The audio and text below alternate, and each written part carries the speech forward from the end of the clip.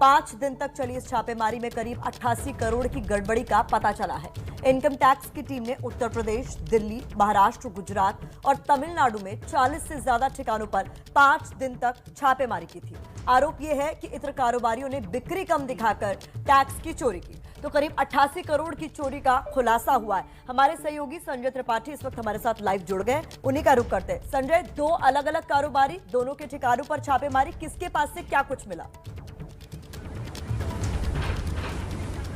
देखिए, 5 दिनों तक ये दोनों के घर पर छापेमारी हुई थी। कन्नौज से लेकर के कानपुर, दिल्ली, तमिलनाडु, महाराष्ट्र, कई शहरों में ये रेड हुई थी और इनके जो रेजिडेंशियल प्रेमाइसेस हैं और इनके जो ऑफिशियल प्रेमाइसेस हैं, सब पर लंबी कार्रवाई चली थी। और छानबीन के बाद अब आयकर विभाग ने ऑफिशियली डिक्लेयर किया है, क्योंकि एसएससीज का नाम वो कभी भी जारी नहीं करते हैं, क्योंकि उनका मानना है कि करदाता है।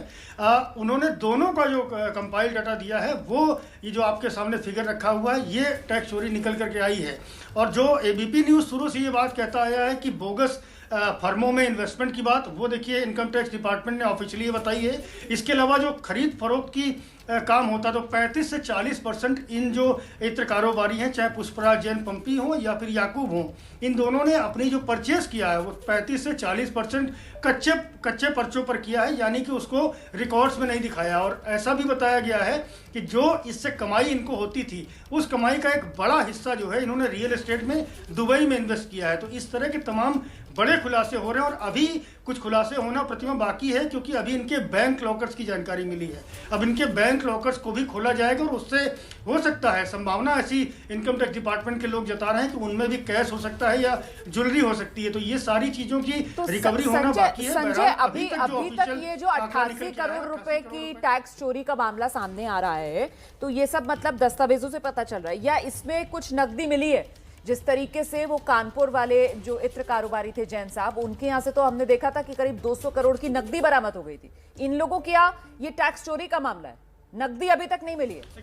हाँ जी, देखिए रोमाना, हाँ नहीं रोमाना, देखिए उनके यहाँ तो पीयूष जैन का तो भारी कैश सीजर हुआ था, लेकिन इनके जो ठिकानों पर कार्रवाई हुई थी, तो पुष्पराज जैन पंपी का जो कन्नौज वाला मकान है, उससे 1 करोड़ रुपए की कैश बरामद हुई थी। इसके अलावा जो उनका मुंबई वाला घर है, उससे 2 करोड़ रुपए कैश मिला था। 3 करोड़ रुपए कैश पुष्पराज जैन पंपी क्या मिला था।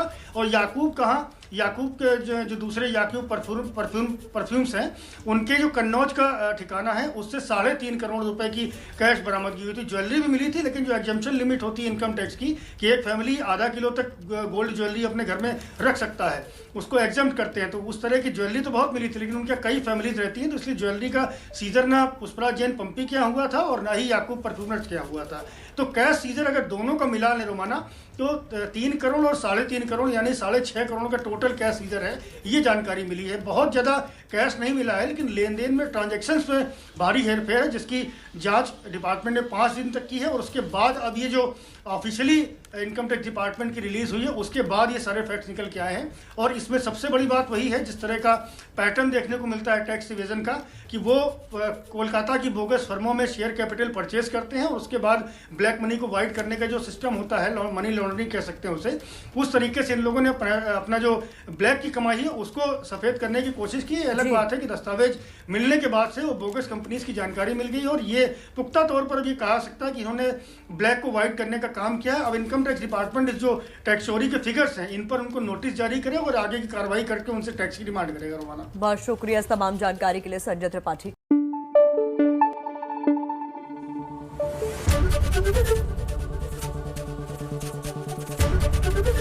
एबीपी न्यूज आपको रखे आगे।